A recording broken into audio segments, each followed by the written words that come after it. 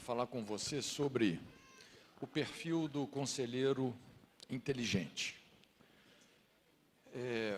Eu estou mais ou menos aí uns 40 anos no Evangelho, né? Me converti em outubro de 1981.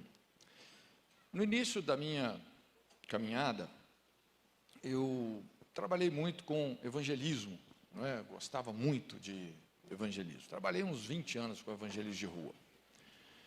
E então a gente também fazia muito treinamento, muita mobilização missionária.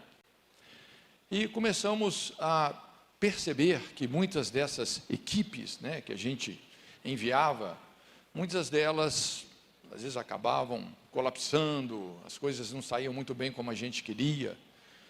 E então eu comecei a ser um pouco mais alertado por Deus, né, para a gente poder entender melhor o estado real dessas pessoas que a gente estava mobilizando, não é? Então eu acompanhei assim nessas últimas décadas o que foi meio que acontecendo aqui na igreja brasileira, né? E na verdade, né, desde que eu estou no Evangelho, início da década de 80, a gente vê assim um crescimento que não para, né? E graças a Deus por isso. Mas nessas décadas de 80 e 90, então, quando você saía nas ruas para fazer um evangelismo, de fato, realmente era um impacto assim muito grande, né? Porque tudo que as pessoas conheciam era mais assim, tinha a ver com um cristianismo católico, não é? Mas é interessante que já na década de 90, muitos missiólogos já estavam dizendo que o Brasil, na verdade, já estava deixando de ser um campo missionário e já tinha passado a ser uma força missionária. E, de fato, a gente vem fazendo, então, aqui no Brasil, uma grande colheita. É impressionante a quantidade de pessoas que vêm se convertendo. Mas, encurtando essa conversa, eu me lembro, isso um pouco mais de 20 anos atrás, eu estava ouvindo um pastor, e esse pastor ele tem um chamado assim muito específico, né? Na época, eu não sei hoje, né? Eu perdi contato, mas ele tinha um chamado muito específico para trabalhar com pessoas desviadas. E eu achei aquilo assim muito curioso, muito interessante. Puxa vida, eu nunca vi um pastor que tivesse assim uma graça, uma unção, uma dedicação para trabalhar com pessoas que se desviaram do Evangelho, não é? E ele então me falou, olha, existe uma população equivalente à população evangélica que já foi evangélica e hoje não é mais. Em torno aí na época de uns 40 milhões de apóstatas. E essa informação também assim me chamou muito a atenção e eu comecei a perceber que apesar de estarmos fazendo uma grande colheita, havia uma sangria desatada. Muitas perdas. A igreja não estava tendo, vamos dizer assim, braços para suportar o fardo da grande colheita. Eu me lembro uma vez, um pastor falando comigo, olha, e era uma igreja muito boa, na época, inclusive, uma igreja muito famosa, era uma igreja mais ou menos assim, de uns 500, 600 membros, né? E esse pastor falou, olha, nós batizamos mais ou menos 500 pessoas por ano. Mas a igreja continua com o mesmo número de membros. Ou seja, o que ele estava dizendo? Que a sua maior angústia é que o mesmo número de pessoas que estavam entrando pela porta da frente, estavam saindo pela porta dos fundos. Então, tudo isso assim, foi me levando, não é, a pensar, puxa vida, aliás, foi quando eu comecei até a dar uma certa guinada na minha ênfase ministerial, e eu vim um pouco mais para essa área do aconselhamento, não é? O que eu chamo aí um pastoreamento inteligente, não é? A importância da gente poder construir realmente uma cultura de cuidado, né? Uma cultura pastoral de cuidado, não é? E comecei também a perceber assim que às vezes alguns modelos que a gente acaba aprendendo de aconselhamento, a gente precisaria de confrontar um pouco esses paradigmas, né? Eu aprendi um modelo de pastoreamento assim, o que eu chamo pastor bombeiro, apagador de incêndio, não é?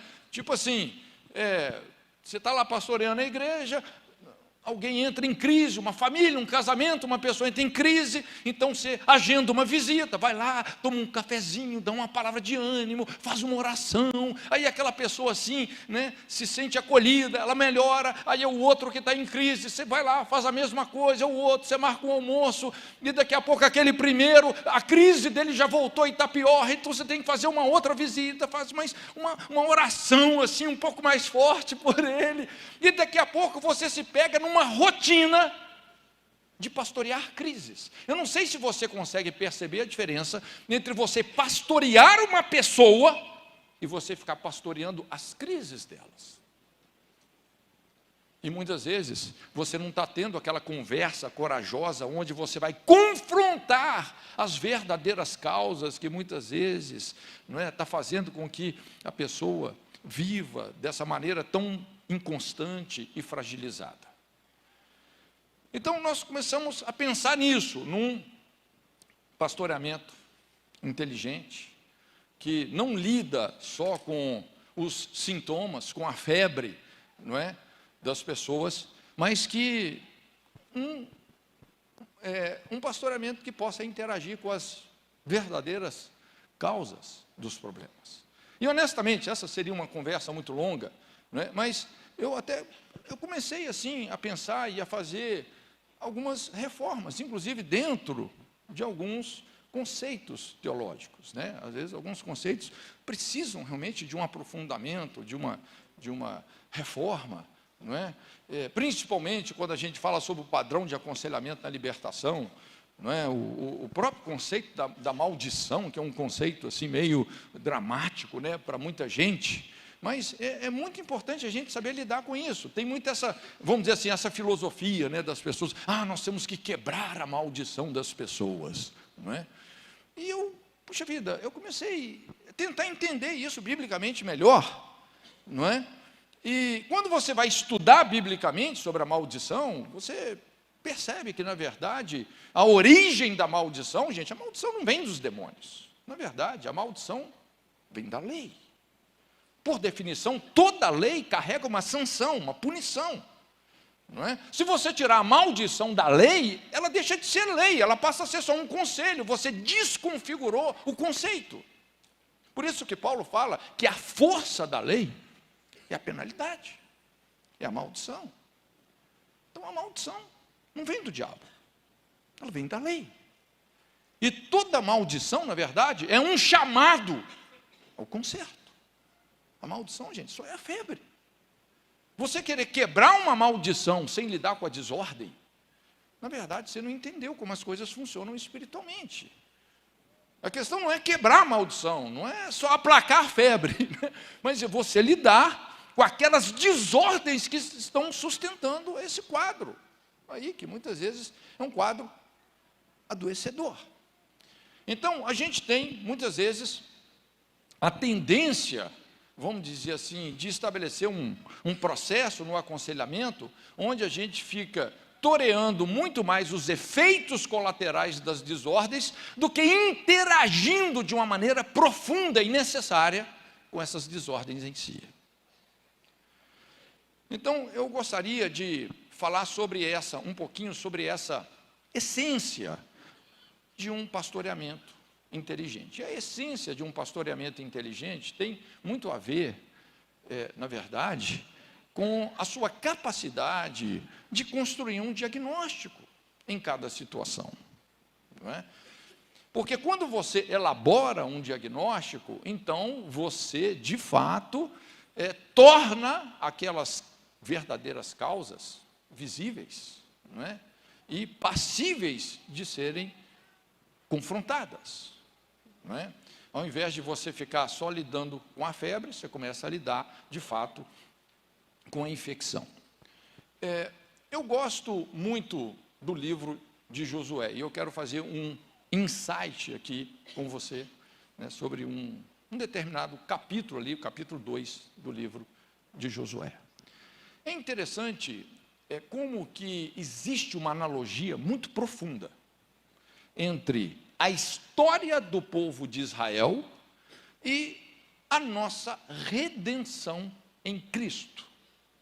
E no livro de Josué, isso é muito claro, não é? Então, só para você entender melhor essa analogia, não é? Quando a gente fala, por exemplo, lá sobre a saída do Egito, não é? Quando fala, estávamos no Egito, o que significa isso? A saída do Egito é quando você experimenta a salvação, não é? Você é liberto da escravidão do pecado. A gente faz essa analogia, não é? Então, a saída do Egito é quando nós somos tirados do império das trevas, da escravidão do pecado, para o reino do Filho do amor, o novo nascimento, então a travessia do Mar Vermelho, aquele batismo no sacrifício, no sangue de Jesus, depois Miriam, não é? Tocando os tamborins, se alegrando, a alegria da salvação, porque quando você recebe o Espírito Santo, parece que você toma um banho de alegria, você passa a ser perdoado, salvo. Então, quando a gente fala sobre a saída do Egito, essa analogia é muito clara. Depois vem lá o processo do deserto, né, que é lidar com aquela mentalidade de escravo, não é? A gente percebe ali a infância do povo de Israel, ali no deserto, a Bíblia fala como um pai carrega o seu filho nos braços, assim Deus conduziu o povo de Israel pelo deserto, por um lugar onde não havia caminho. E ali no início, Deus lidando com aquela mentalidade de escravo. Gente, porque quando você pensa nessa realidade, dos 430 anos que o povo de Israel ficou no Egito, mais de 300 foram de dura escravidão. Uma escravidão abusiva. Pensa num povo que perdeu a liberdade, não tinha um sistema educativo, não tinha um sistema econômico, eles eram escravos. E quando esse povo agora é tirado dessa escravidão, desses séculos de escravidão, eles continuam agora, vamos dizer assim, debaixo de um outro governo, mas tendo como referência os abusos de Faraó, os exatores de Faraó. Então, a gente vê todas aquelas infantilidades, as pirraças do povo no deserto, não é? Ligado exatamente a toda essa história de traumas, de abusos, de escravidão. Então, o deserto foi esse tempo onde Deus começou a lidar realmente com essa mentalidade de escravo. E aí, então, vem Canaã, que era o lugar para onde Deus queria levar o seu povo. E Canaã não é só uma terra prometida, lógico, para aquele povo foi, porque se você está construindo uma nação, o que mais define uma nação é território, não é? Então Deus não só estava dando para o povo de Israel um território, mas dentro dessa analogia em Cristo, nós sabemos que Canaã é mais do que uma terra prometida, é uma vida prometida. Como João diz, né, a vida depois da vírgula. Jesus disse, eu vim para que tenhais vida, vírgula, e vida em abundância. Inclusive a palavra aí não é bios, é zoe. Bios é a sua vida biológica, mas zoe é uma vida sobrenatural que salta para a eternidade. Então a gente vê Canaã, é esse lugar em Deus, onde as suas promessas vão se cumprir, onde você vai experimentar realmente a plenitude da graça de Deus, porque a graça de Deus é o seu poder, é a sua capacitação, é a sua suficiência para a gente viver uma vida ressurreta. Como Paulo disse, o pecado não terá domínio sobre vós, porque não estáis debaixo da lei, mas debaixo da graça. Graça é capacitação para você ter uma vida vitoriosa, não é? Então nós podemos experimentar isso. Então quando a gente fala em Canaã, nós estamos falando de qualidade de vida. Porque às vezes é comum, às vezes o cara já saiu do Egito, ele já aceitou Jesus, ele já se quebrantou diante do Evangelho, mas às vezes ele ainda não experimenta essa vida abundante, muito pelo contrário. Às vezes a mente desse cara ainda é frequentada por pensamentos de inferioridade, de imoralidade. Aliás, ele vive uma vida cheia de tropeços, totalmente inconstante. Tudo bem, ele é salvo, mas ele não tem o quê? Vida abundante. Ele não está experimentando a plenitude do Cristo ressurreto. Então, Canaã é essa realidade.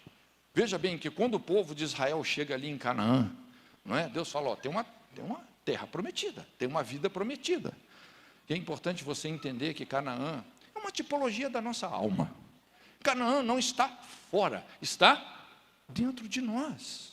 Essa vida prometida está dentro de nós. Essa terra prometida está dentro de nós. Gente, não é que nós fazemos a obra de Deus, nós somos a obra de Deus. Nós estamos em construção. Então está dentro de nós. Só que quando eles chegam lá, o povo chega diante de Canaã, o que havia na terra prometida? Havia inimigos. Inimigos terrivelmente belicosos. Inclusive, eles tinham ali fortalezas terríveis.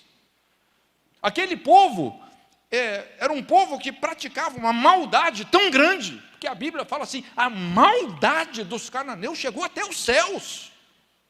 Eles estavam banhando com sangue de sacrifícios humanos, não é? Pais oferecendo os seus filhos a Moloque, a Baal. Então, você tinha ali povos terrivelmente guerreiros, belicosos, inimigos do plano de Deus.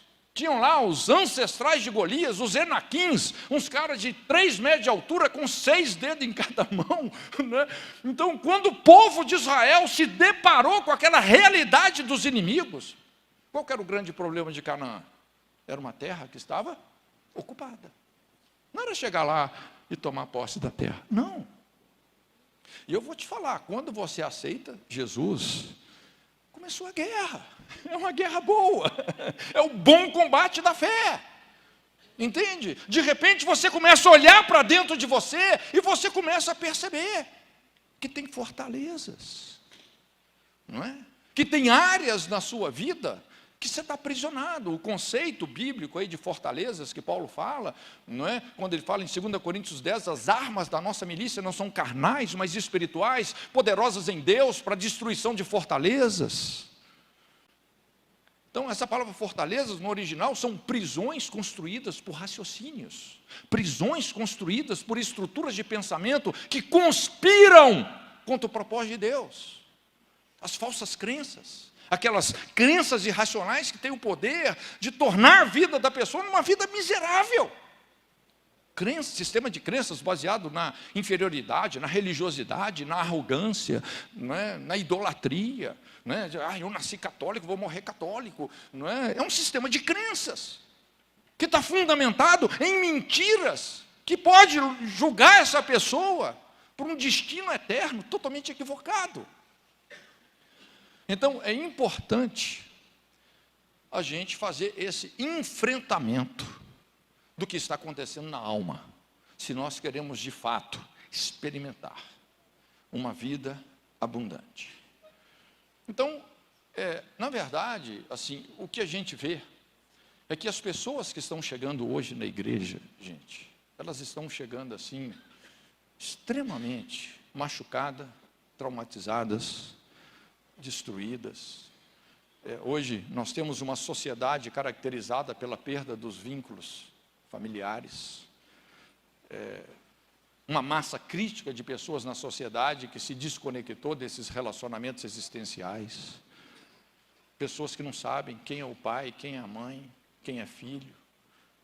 1/3 dos brasileiros não tem sequer o nome do próprio pai na sua certidão de nascimento. Pessoas que cresceram com esse buraco existencial, esse vazio existencial, sem referência nenhuma. Gente, eu sei o que eu estou falando, porque eu gostaria que seus ouvidos pudessem ouvir pelo menos 1/10 do que os meus ouvidos ouvem.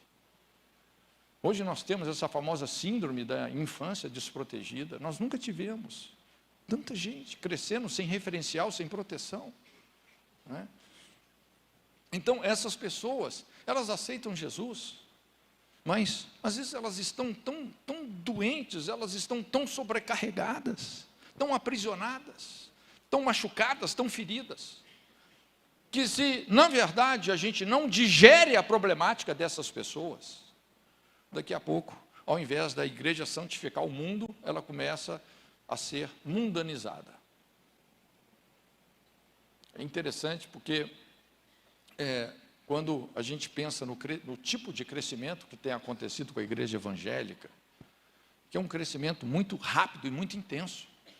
Normalmente, gente, todo ministério que cresce muito rápido, esse crescimento muito rápido, normalmente não é saudável. O crescimento que não é acompanhado por um processo de formação de líderes resolvidos, gente resolvida. Lógico, todos nós temos nossas limitações, nossas imperfeições, não é? Mas se você começa a crescer mais do que você forma líderes resolvidos, daqui a pouco isso pode colapsar, não é? Nem todo crescimento é sinal de bênção. Você pensa num câncer. Câncer é crescimento, gente, mas é um crescimento que peca contra a saúde e a estética de um organismo, não é? Então, é muito importante, assim, essa sustentação para o crescimento. Mas eu quero te dar aqui alguns princípios e algumas ferramentas muito importantes para esse pastoreamento inteligente, né? E eu sei que eu estou falando aqui com um grupo de líderes, de pessoas maduras, pessoas que conhecem profundamente as Escrituras Sagradas, não é? Então, vamos caminhar sobre esse versículo aí de Josué 2:1.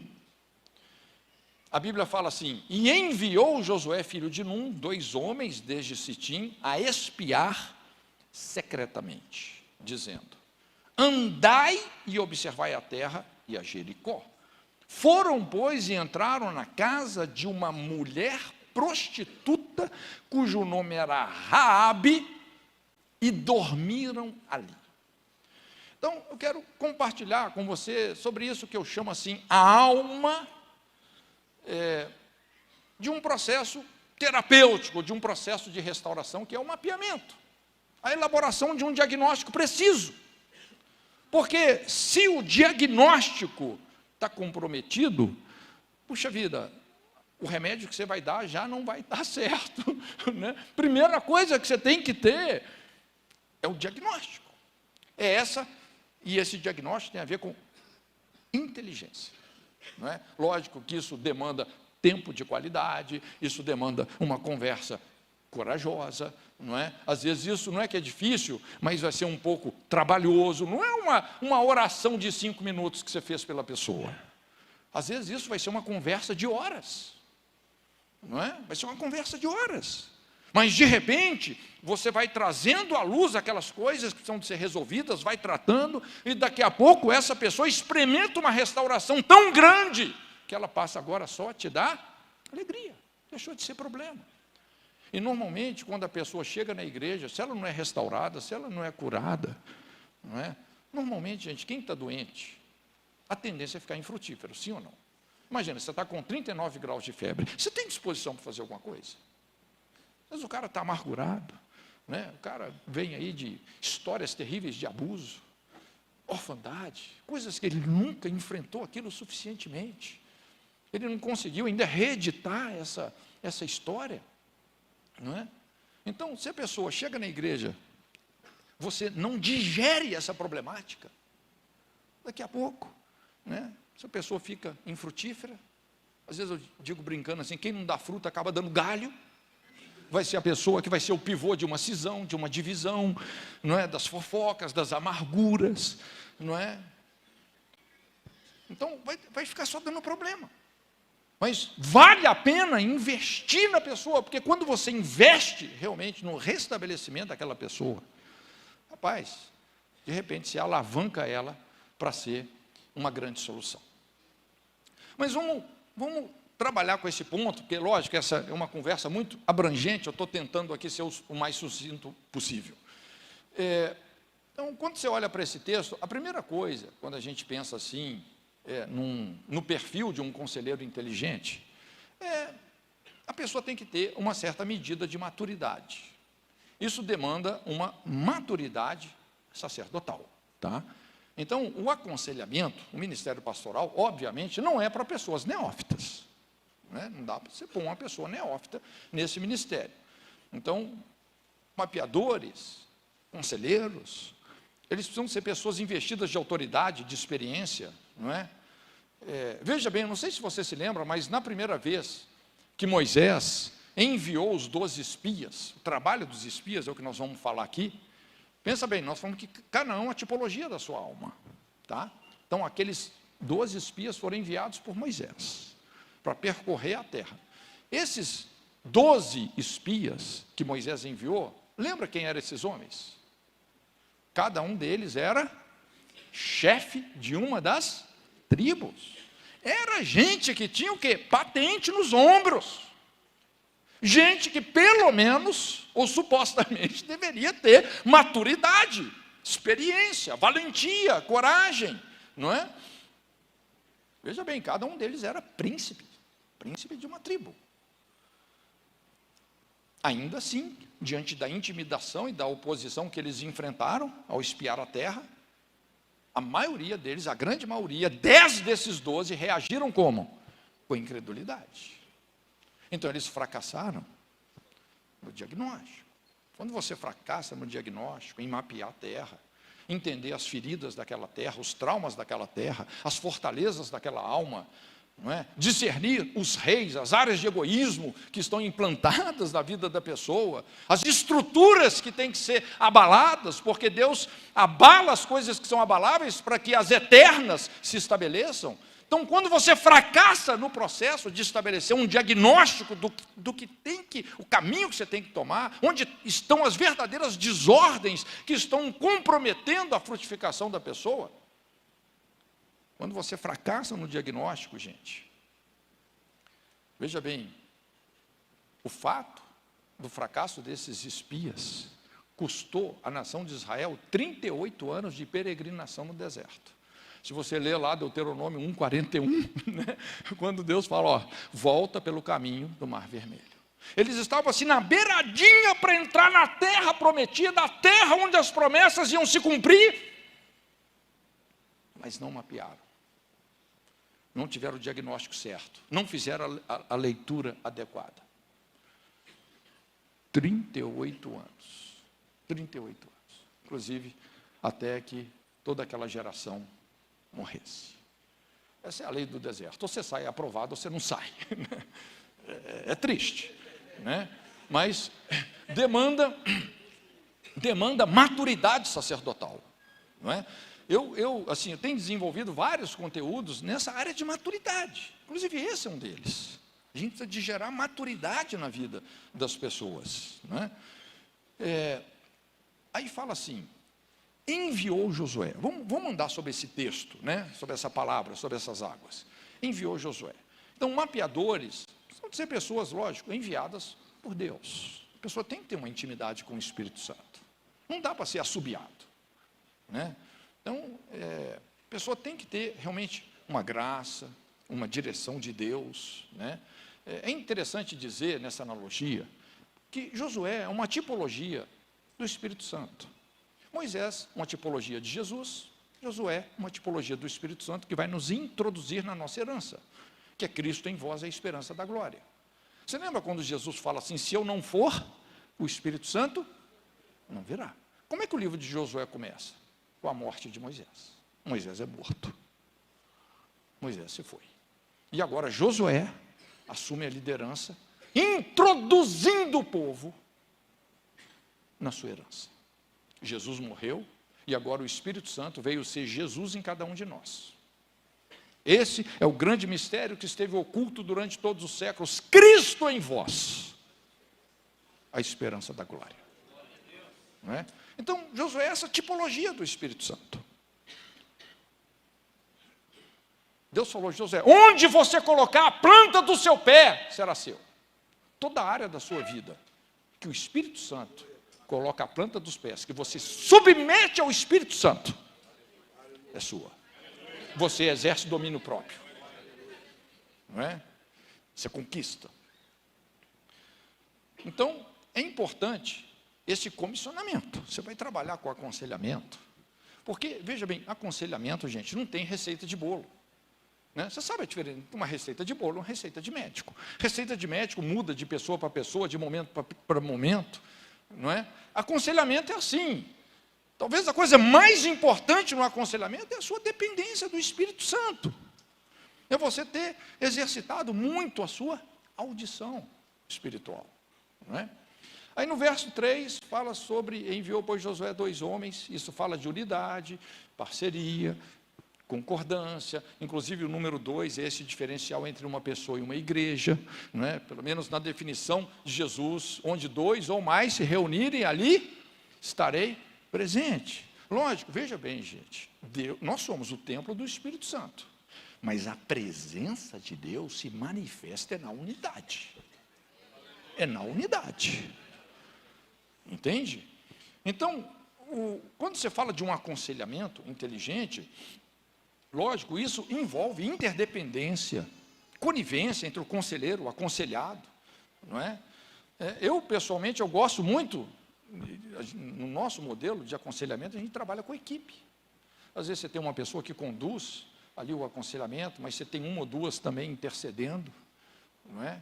Então, você constrói ali um perímetro de unidade a favor daquela pessoa, e pode haver uma complementação de dons. De repente uma pessoa traz uma palavra de conhecimento, não é? Às vezes a pessoa tem uma direção específica que vai ser uma chave, né, para a liberação daquela pessoa. Então, é sempre muito importante a gente pensar em termos de unidade, parceria e concordância. Dois homens, né? Aí fala assim, desde Sitim. Sitim eram todas as forças, onde todas as forças de Israel estavam reunidas, não é? Lógico, todo conselheiro, todo pastor, né? Lógico, precisa de uma retaguarda ministerial, não é? Tem que ser uma pessoa que presta contas. Você não pode ser um conselheiro isolado, não é verdade? Que sai fazendo as coisas pelo canto por aí, não é? Independentemente. Mas devem ser pessoas capazes de fato, representar a conjuntura ministerial que os comissionou, não é? Aí vamos aprofundar a conversa aqui. Aí fala assim, enviou, pois, Josué 2 homens a espiar secretamente. Espiar secretamente. Deixa eu fazer uma aplicação espiritual disso, que eu acho que é bem importante, né? Então, lógico que quando você vê isso até dentro do contexto literal que aconteceu, veja bem que esses espias eram homens realmente assim, que tinha uma destreza, não é? Tipo assim, meio que um 007, um cara, não é? Muito inteligente, porque eles estavam entrando realmente num território que estava com a presença inimiga. Mas esse espiar secretamente, eu quero desdobrar isso em 3 discernimentos. Primeiro, discrição. Não é? Todo conselheiro precisa ser uma pessoa discreta. Mapeadores precisam de ser bons observadores, pessoas discretas, leais, confiáveis, que sabem guardar segredos e respeitar a privacidade dos outros. Muito importante. Você não pode ser aquele conselheiro que a pessoa abriu o coração com você, chega à noite, se transforma aquilo na mensagem. Cara, queimou o filme. A pessoa vai falar, nunca mais abro o meu coração com ninguém. A fofoca é o suicídio do ministério do aconselhamento. Imagina, você vai abrir o seu coração lá com o pastor fala, querido, tudo bem, você pode abrir, mas eu tenho uma fraqueza, eu sou fofoqueiro, eu não consigo guardar as coisas só para mim. Cara, se você tem essa fraqueza, vai dar ruim, não é?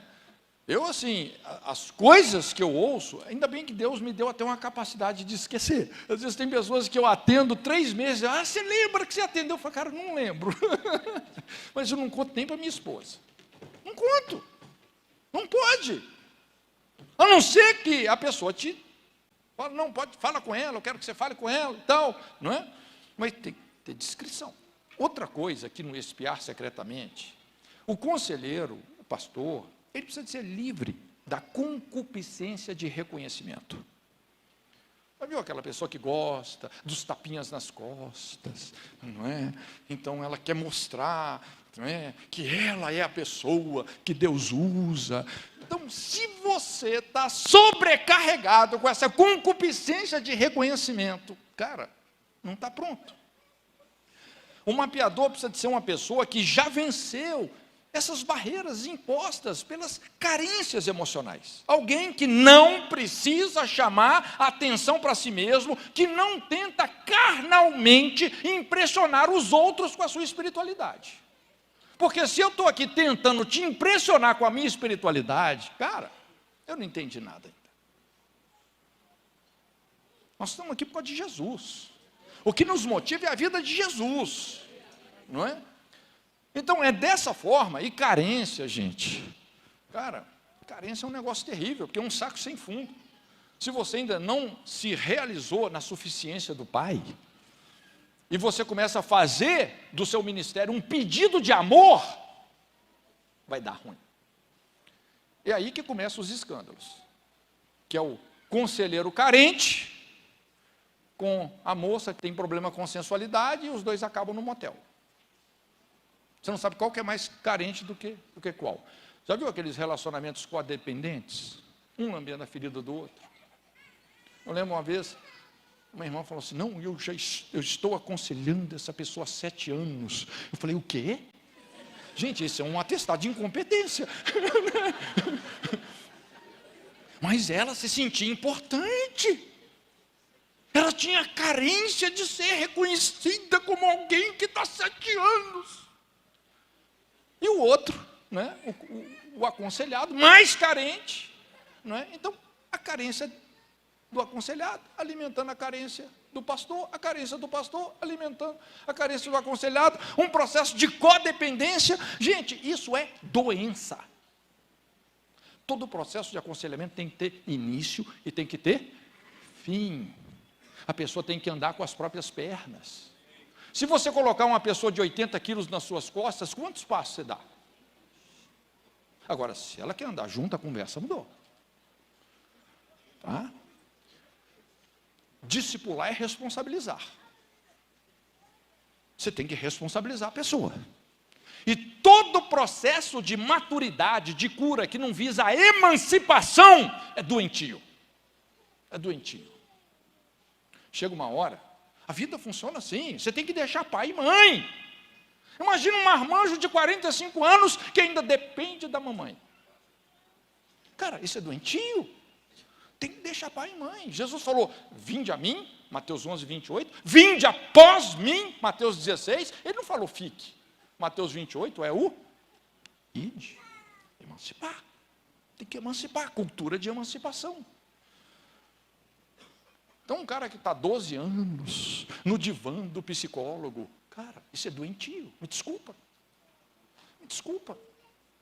Tem que emancipar, responsabilizar. Levar a pessoa a enfrentar as coisas que ela precisa de enfrentar, lidar com a passividade dela, romper essas estruturas. Mas muitos profissionais, infelizmente, são mais doentes do que as pessoas que eles atendem. Eles têm o quê? Concupiscência de reconhecimento.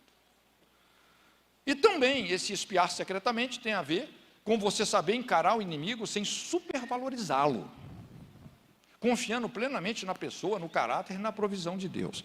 Gente, todo ministério de aconselhamento, libertação, que você começa a valorizar mais o poder de Satanás, o poder de demônios do que a grandeza de Deus, é doente. Gente, qual que é a ênfase que a Bíblia dá para os demônios? Pequena. Se a Bíblia dá uma ênfase pequena, você vai dar uma ênfase grande? Não. Um com Deus é maioria, 2 é covardia. É Deus. Demônios, gente, entenda uma coisa. Demônio só é a febre. Só é a febre. Quando você vê um quadro de exploração demoníaca, não é? Uma pessoa que teve uma manifestação demoníaca, o que a Bíblia está dizendo? O que o mundo espiritual está te informando? Olha, tem uma desordem muito séria, tem uma desproteção muito séria na vida dessa pessoa, tem uma estrutura de carnalidade, de passividade, que é com isso que você tem que lidar. O ministério de libertação, a gente não lida com demônios. Demônios é colateral.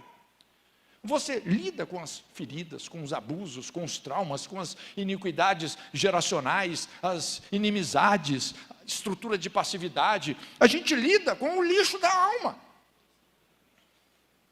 Então, espiar secretamente, tá? Discrição, livre da concupiscência de reconhecimento, e saber encarar o inimigo sem supervalorizá-lo. O que aqueles 10 espias, onde que eles fracassaram? Eles supervalorizaram os inimigos. Entende? O problema deles foi o quê? Fé no inimigo. Ou medo, que é a mesma coisa. O que é medo? fé no inimigo. Já viu gente que tem medo de demônio? Ah, estou com medo de mexer com o mundo espiritual. Cara, isso assim é muito triste, é muito doentio, né? Aí fala assim, vamos lá, vamos aprofundando aqui um pouquinho. Andai e observai a terra. Poder de mobilidade e observação espiritual. Então aqui nós temos literalmente os dois verbos do aconselhamento: andar e observar, não é? São as principais ações do mapeamento. Então nós vamos ter que saber percorrer todo esse território da alma, os campos, a área emocional, sentimental, moral, espiritual, às vezes a história sexual da pessoa, não é? Como é que você caminha na alma de alguém? Fazendo perguntas inteligentes. Aí vem o sacerdócio, não é? Porque o sacerdote é essa pessoa que conhece como o mundo espiritual funciona, conhece a ordem absoluta estabelecida pelos mandamentos de Deus, então ele vai saber as perguntas a serem feitas. Você faz a pergunta certa, você tem a resposta certa. Você faz a pergunta errada, às vezes você se distancia de onde você tem que chegar. Então, o primeiro verbo é esse: andai. Você vai se mover através de perguntas inteligentes. E, na verdade, como é que você consegue se aproximar das pessoas? Lembra lá da parábola do bom samaritano, né? Mas um samaritano que ia de viagem, chegou perto dele, vendo, eu gosto disso aqui, fala assim, encheu-se de compaixão. Olha, se tem uma coisa importante no aconselhamento, gente, é a compaixão. Cara, a compaixão te conecta com o poder manifesto de Deus. Você sentir as dores de Deus por aquela pessoa. Então, no aconselhamento é muito importante, se você quer se aproximar, se você quer de fato alavancar essa pessoa para uma mudança, você tem que procurar compreender os problemas, os conflitos dessa pessoa, não do seu ponto de vista, mas do ponto de vista dela. Normalmente, nós somos muito tendenciosos em usar a nossa própria biografia para ajudar os outros. A gente fala, não, eu já passei por isso, eu sei como é que é e tal. Não, mas a sua realidade às vezes é totalmente diferente da dela. Então, quando você faz esse exercício de piedade, de se compadecer, de compreender o problema da pessoa do ponto de vista dela, e quando aquela pessoa se sente compreendida, o que ela faz? Ela solta as armas, ela baixa as suas defesas. Ela se vulnerabiliza para ser ajudada. Ela falou, pô, esse cara se importa comigo. O fato de você compreender a pessoa do ponto de vista dela, não significa que você não vai poder discordar dela. Às vezes o que você vai precisar é discordar mesmo. Mas se ela já baixou as defesas, se você ganhou a confiança, a atenção dela, quando você discorda, você começa a alavancar essa pessoa para mudanças que são poderosas. E muitas vezes até definitivas. Então é muito importante você caminhar na alma da pessoa. Por isso que demanda um tempo de qualidade. Perguntas certas. Perguntas que são congruentes ou condizentes com os sintomas que às vezes ela apresenta, né? Aí a Bíblia fala assim, enviou, pois, Josué 2 homens desde Sitim, né, andai, observai a terra, e fala assim, e a Jericó. Jericó. Veja bem, o ponto que você tem que chegar em todo aconselhamento é aquela fortaleza. Onde está a fortaleza? E normalmente a fortaleza, você começa a descobrir quando a pessoa responde essa pergunta com honestidade. Você fala assim, olha, qual que é o verdadeiro motivo pelo qual você acha que você precisa de uma ajuda? Por que você está aqui? Às vezes o cara vai te contar assim, uma história traumática, né? E às vezes ali tem uma fortaleza, Jericó. Eu que estava impedindo Israel de entrar na terra prometida. Gente, é incrível como que a geografia de Israel é uma aula de espiritualidade. Cara, a geografia de Israel é muito incrível essa analogia. Por exemplo, só um detalhezinho. Por onde que Josué entrou na terra de Canaã? Pelo Jordão, não é isso? O Jordão está mais ou menos 400 metros abaixo do nível do mar. O que a Bíblia está nos dizendo? Que você só entra na vida abundante com muita humildade. Você tem que abaixar. Você tem que descer. Você tem que aprender a crescer para baixo. Não é? Você entra por ali. Então você vê a jornada dele, do Jordão até Jerusalém, o ponto mais alto. Gente, a libertação da terra é uma escalada, é uma subida. É uma subida. São muitas conquistas, são muitos reis, são muitas áreas de egoísmo, não é? São muitos inimigos que estão na nossa alma. Se a gente fosse estudar cada um daqueles inimigos, é incrível como esses inimigos, você vai perceber, cara, esses carinha aí, esses cananeus, eles não estão fora, eles estão mais dentro do que a gente pensa. Então, quando a gente fala de Jericó, né, e a base de qualquer libertação é lidar com essas fortalezas, como é que você pode, por exemplo, discernir? Porque Jericó você vê de longe, né? Por exemplo, são as áreas de autoproteção. Já viu aquela pessoa cheia de mecanismos de defesa? Ela quer se esconder. Você toca num ponto, num assunto, cara, ela já levanta as barreiras. Às vezes é uma cara feia, às vezes ela desconversa, ela dissimula, não é? Mas você vê que tem ali uma estrutura de autoproteção, a pessoa não é livre. E muitos desses mecanismos de autodefesa, eles estão baseados em mentiras, desonestidade. Às vezes o cara precisa de mentir para se defender. Às vezes são mecanismos de autoafirmação. Cara, quando existe autoafirmação, a prática da autoafirmação, cara, está lá a Jericózona. Não é? O que é autoafirmação? Quando a pessoa tem a necessidade de querer provar para os outros que ela é algo ou alguém. Então ela começa a falar de si e tal, né? Começa a se autoafirmar. Gente, quando você é algo ou alguém, você não precisa te provar para ninguém, você é. Agora, se você precisa provar que você é, você só está provando que a sua identidade está em conflito. No fundo, nem você mesmo acredita que você é. Porque se você fosse, você não precisa te provar. Quando Satanás falou para Jesus, transforma essas pedras em pães, mostra que você é o Filho de Deus, Satanás, não vou provar nada para você não. Nem só de pão viverá o homem, mas de toda a palavra que procede da boca de Deus. Eu sei quem eu sou. Autoafirmação. Ou compensação. Então você vê aquele déficit emocional conectado com um crédito de concupiscência. Então, naquelas áreas que a pessoa mais desenvolveu uma carência, ela está buscando aonde? Não é? Aquilo ali, preencher aquele vazio, aquele déficit, aquela carência que ela sente com um crédito de concupiscência. Então, a pessoa lá, sei lá, nunca conheceu o amor de um pai e começa a buscar o amor do pai. Trocentos relacionamentos. Trocentos relacionamentos. Qual que é o problema dela? Carência. Está sempre compensando, tentando compensar esse déficit. Quando você vê essa questão da homossexualidade hoje, você vê, o problema é esse. O eixo da construção de um quadro de homossexualidade tem a ver com orfandade paterna. Tanto é que, talvez o nome, assim, eles vão mudando tecnicamente os nomes, hoje você já não pode falar tanto homossexualidade, você tem que falar homoafetividade. Porque o problema dessas pessoas, na verdade, não é sexo. O que elas estão tentando? Ser aceitas. Estão tentando ser aceitas. Ou você vê uma estrutura de fuga. Já viu aquela pessoa que já passou por todas as igrejas da cidade? Entra numa, sai noutra, entra numa, sai noutra, está se fugindo. Na hora que Deus pega ela para tratar, ele escorrega. E muitas vezes, não, Deus está me dando uma nova direção. Aí espiritualiza o negócio. Entendeu? Você fugindo, não é?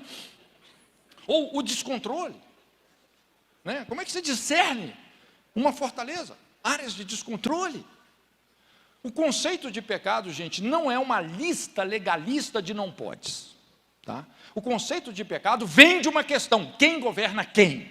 Você governa os seus desejos ou seus desejos te desgovernam? Você governa os seus sentimentos ou seus sentimentos te desgovernam? É quem governa quem? Deus nos dotou com toda essa potencialidade de desejos. Sentimentos são faculdades que Deus nos deu. Mas para todo desejo e sentimento, Deus impôs limites. E quando ao invés de você governar esse desejo, você é desgovernado pelo pecado. Por exemplo, é errado você comer uma comida saborosa, querer comer uma comida saborosa? Não. Imagina uma picanha suculenta, né? Desculpa aí a defraudação. Não. É um desejo. Quem te deu o desejo? É pecado ter fome? Não. Mas se ao invés de você governar o seu desejo, você é desgovernado por ele, você vai praticar o quê? A gula. A fome não é pecado, mas a gula é. Tem um ditado que fala que as pessoas estão cavando as suas sepulturas com os dentes. Sabia que o pecado que mais mata é a gula? Do que as pessoas mais morrem hoje? Problemas cardiovasculares. Que tem a ver com o quê? Apetite desordenado.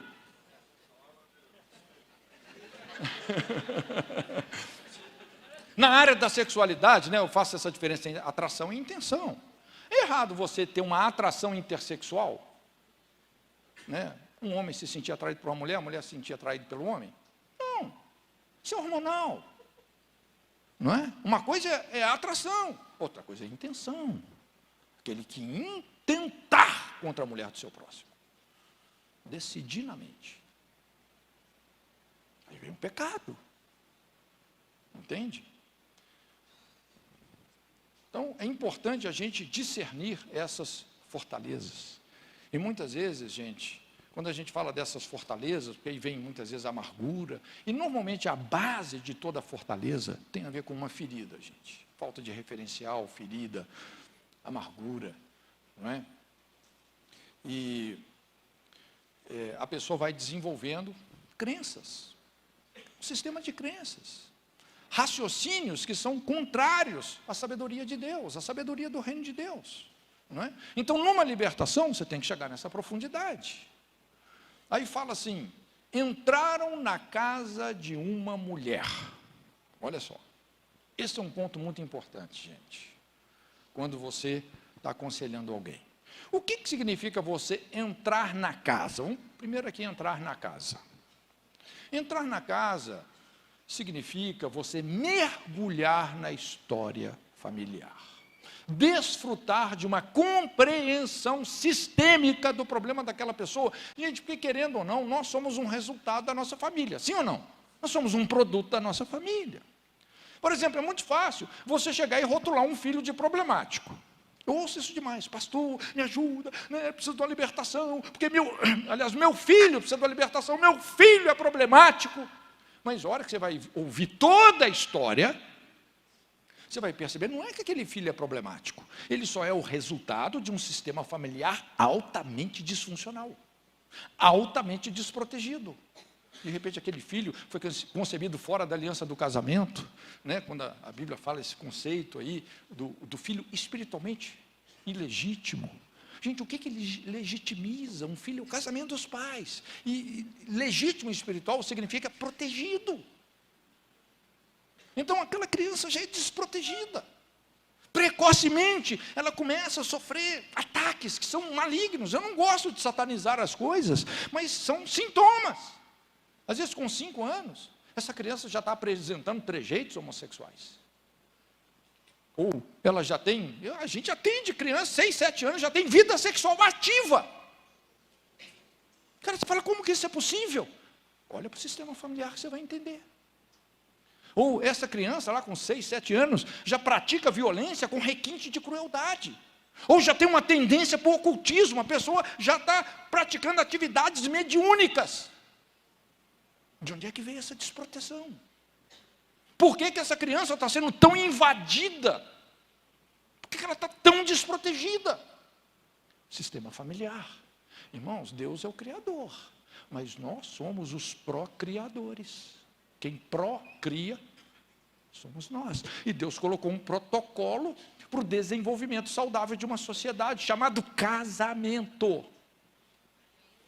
Toda sociedade que cresce sem casamento vai colapsar. Nós podemos resumir a cura de uma sociedade num único conceito: casamento.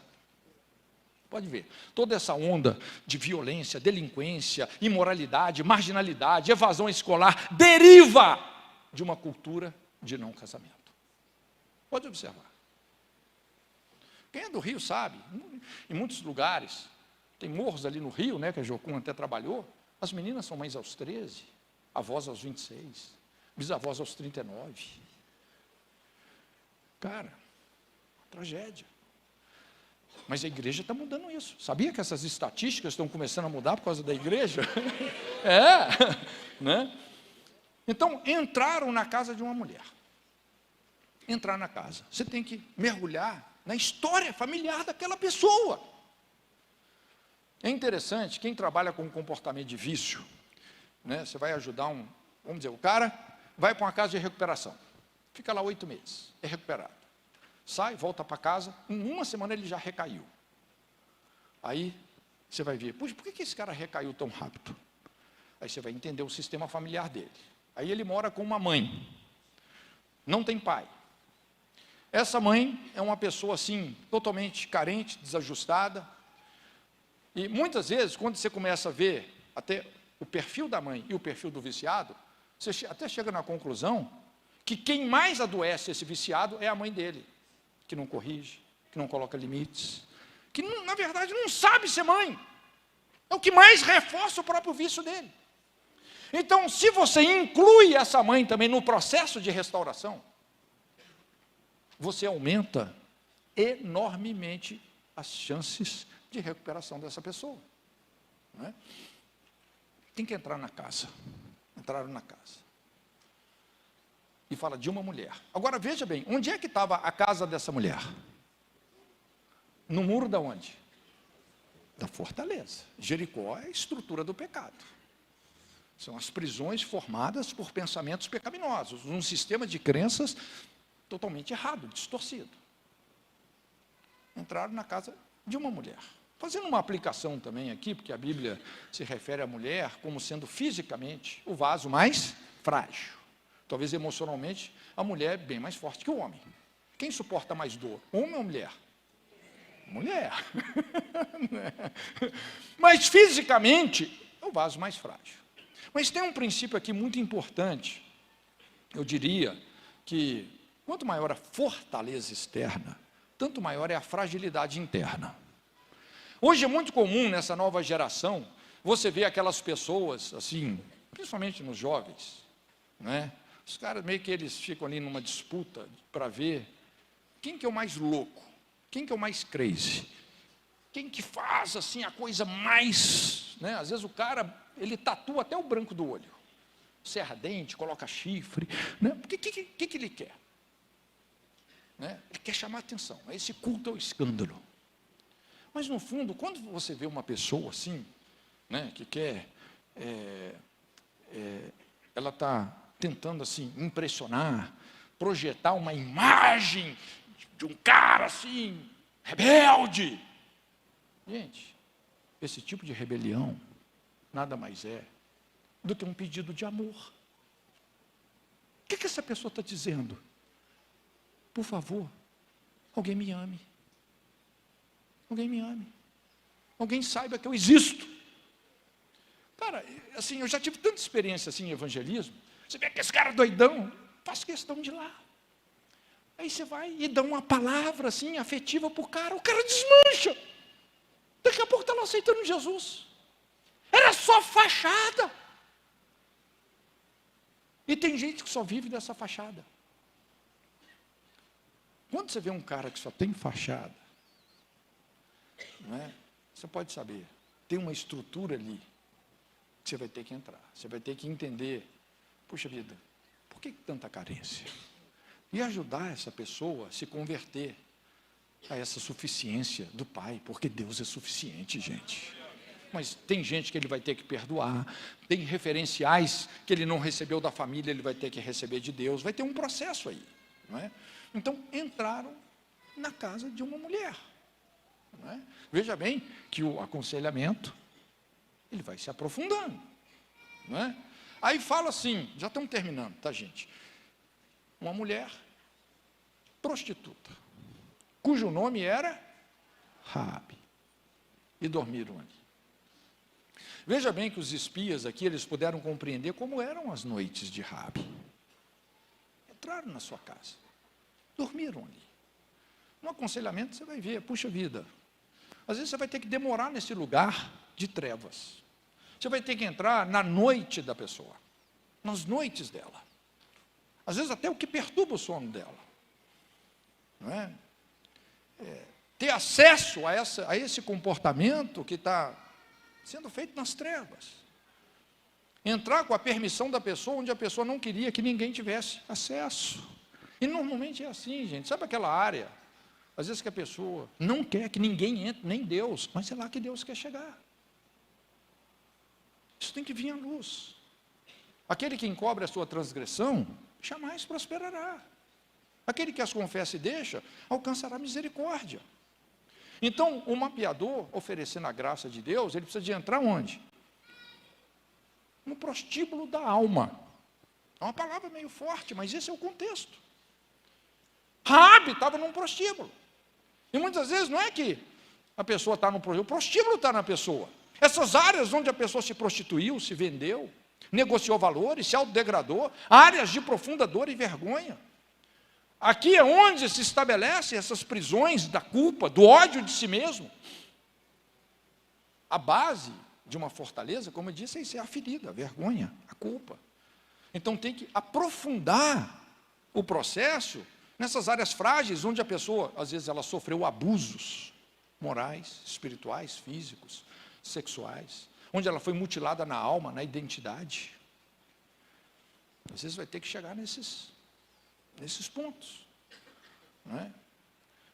E é impressionante que essa mulher também tem um nome.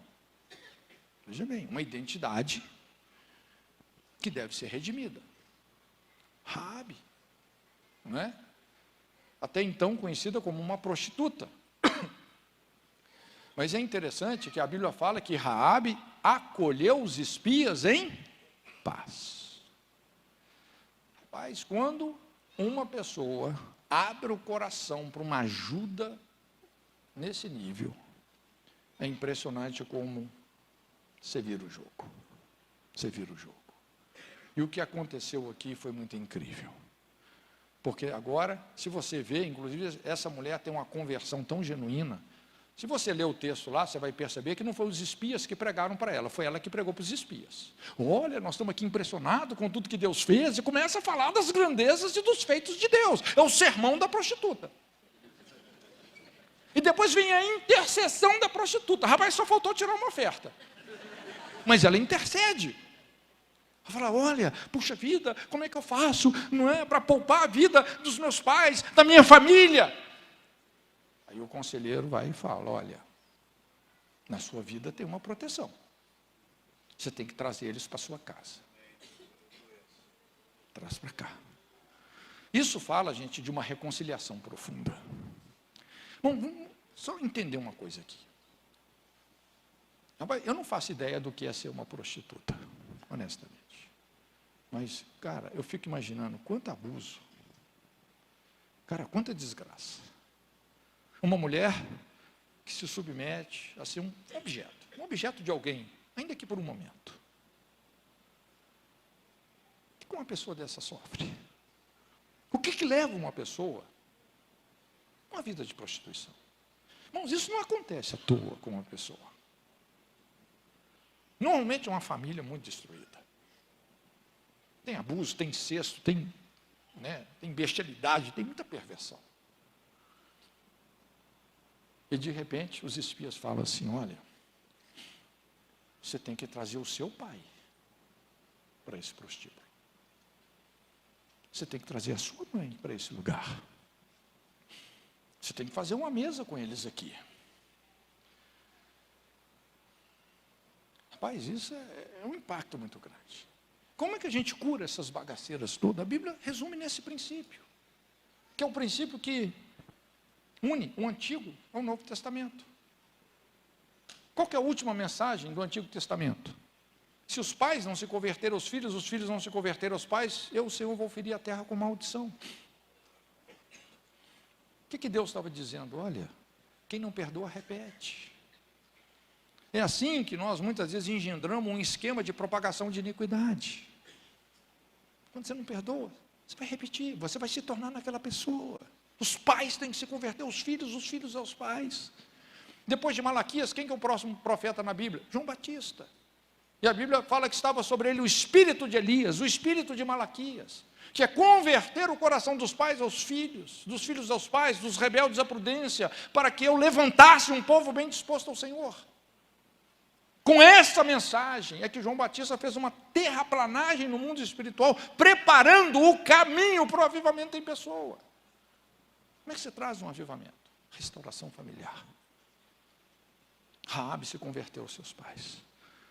Ela teve a coragem. Porque eu vou te falar, tem coisa que para você se expor, para você confessar, para você trazer um pai, assim, para a realidade de uma vida de prostituição. Olha, pai, puxa vida, eu estou me arrependendo disso, a minha vida é essa. Mãe, minha vida é essa, me perdoa. Eu perdoo vocês. Onde que essa mulher foi parar? Bisavó de Davi. Linhagem messiânica. Linhagem messiânica. Um pastoreamento inteligente. Curva a sua cabeça um pouquinho. Pai, muito obrigado pela sua presença aqui conosco. Nós damos a Ti toda a honra, toda a glória, todo o louvor, toda a adoração. Senhor, e que a sua graça, que essa unção, a unção messiânica, que restaura a cana quebrada, que reacende o pavio que fumega, que cura os quebrantados de coração, liberta os cativos, dá vista aos cegos, que limpa os leprosos, que essa unção possa correr e capacitar o Teu povo. No nome de Jesus. Deus te abençoe.